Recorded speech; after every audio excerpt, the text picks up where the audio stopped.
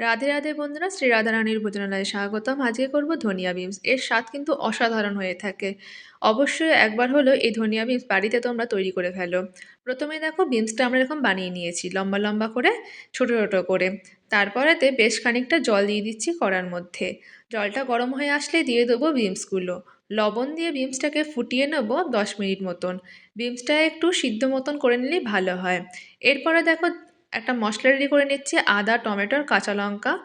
আদা, টমেটো, কাঁচা লঙ্কাটা পেস্ট করে নেওয়ার পরে তারপর দিয়ে দিচ্ছি ধনেপাতা। ধনেপাতাটা কিন্তু আলাদা পেস্ট করব। আর কাঁচা লঙ্কা, আদা, এই টমেটো, এটা আলাদা পেস্ট করব।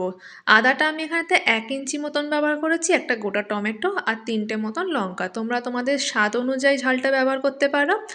আর আদাটা 1 ইঞ্চি মতন আমরা এখানে যেটুকু পরিমাণ বিনস রয়েছে সেই অনুযায়ী ব্যবহার করেছি।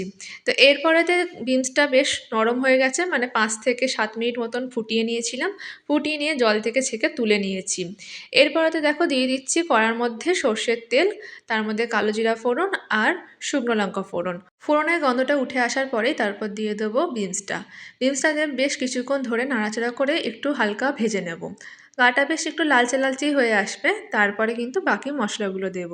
বিনসটা আমি এখানে একটু সময় নিয়ে ভেজে নিচ্ছি, হাতে একটু সময় নিয়ে। তারপরে দিয়ে দিচ্ছি স্বাদ মতন লবণ, তারপর দেব হলুদ, তারপর একটু ভালো করে মিশিয়ে নেব। ভালো করে মিশিয়ে নেওয়ার পর তারপর দিয়ে দেবো ধনে গুঁড়ো। এই রান্নাটা শুধুমাত্র ধনে গুঁড়োরই ব্যবহার হয়ে থাকবে। যারা মনে করছো যে ধনে গুঁড়োর বদলে ধনে বাটা দেবে, তারা সেটাও দিতে পারো। আমি এখানেতে 1/2 টিস্পুন মতন ধনে গুঁড়ো দিয়ে দেবো। দেখো এখানেতে বিনসটা কি সুন্দর ভাজা হয়ে গেছে। নুন আর হলুদ দিয়ে বিনসটা বেশ ভালো করে ভেজে নেওয়ার পরে দিয়ে দিচ্ছি 1/2 টিস্পুন মতন ধনে গুঁড়ো। এরপরে দিয়ে দিচ্ছি আদা, টমেটো, কাঁচা লঙ্কার পেস্টটা। আর এর রঙটা একটু সুন্দর আনার জন্য দিয়ে দেবো কাশ্মীরি রেড চিলি পাউডার। এটা অপশনাল, তোমরা দিতেও পারো না দিতেও পারো, এর জন্য কিন্তু কোনো স্বাদের কোনো অসুবিধা হয় না। তো এরপরে ভালো করে এটাকে মিশিয়ে নিচ্ছে, আর গ্যাসের ফ্লেমটাকে দেখো লো টু মিডিয়ামের মধ্যে রেখে বেশ কিছুক্ষণ ধরে নেড়ে চেড়ে মশলাটাকে ভালো করে মিশিয়ে নেবো আর রান্না করে নিতে হবে। যখন মশলাটা বেশ শুকনো হয়ে আসবে আর একটু তেলও ছেড়ে আসবে, তখন দিয়ে দেবো ধনেপাতা বাটাটা। এরপরে আরও হাতে কিছু সময় নিয়ে ধনেপাতা বাটার সাথে এই বিনসের মশলাটা খুব ভালোভাবে মিশিয়ে নেবো আর কিছুক্ষণ ধরে রান্না করে নেব। খুব সুন্দর করে মিশিয়ে নিয়ে রান্না করে নেওয়ার পর তারপর দিয়ে দেবো জল। এখানে কিন্তু জলটা দেবো বিনস যে জলটার মধ্যে ফুটেছিল সেই জলটাই দিয়ে দেবো, কারণ বিনস কিন্তু খুব প্রোটিন। বিনস সিদ্ধ করে রাখা যে জলটা বা বিনস যে জলটার মধ্যে ফুটানো হয় সেই জলটা কিন্তু অনেকটা প্রোটিন থাকে। তাই সেই জলটা না ফেলে সেই জল থেকে বিনসটাকে ছেঁকে তুলে নিয়েছিলাম আর বাকি জলটা রেখে দিয়েছিলাম। এরপর যেটুকু জলের প্রয়োজন হয়েছে সেটুকু জল এখানে তো আমরা দিয়ে দিয়েছি।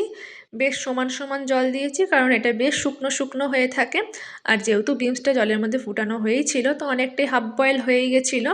তো বাকি জলটা দিয়ে চাপা দিয়ে রেখে দিলাম মাত্র 5 মিনিট, গ্যাসের ফ্লেমটা কমিয়ে লো টু মিডিয়ামের মধ্যে রেখে। তারপর ঢাকনাটা খুলে নিলাম। বেশ যখন শুকনো হয়ে এসছে তখন লাস্টে দিয়ে দিলাম চিনি। এটা কিন্তু বেশ ঝাল হয়েছিল, যেহেতু এখানে কাঁচা লঙ্কা 3টে পড়েছিল। আর এই রেসিপিটা যারা এখনও করোনি তারা অবশ্যই একবার করে দেখো। ভালো লাগলে লাইক, কমেন্ট আর চ্যানেলটিকে সাবস্ক্রাইব করে পাশে থাকবে।